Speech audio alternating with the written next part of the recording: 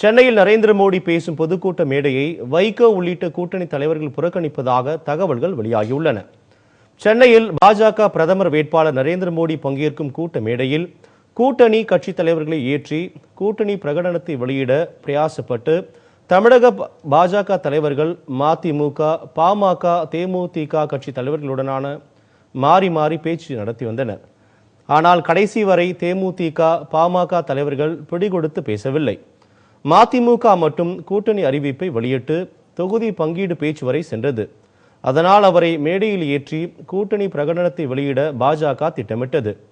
வைகோவும் மேடை ஏற தயாராக இருந்தார்.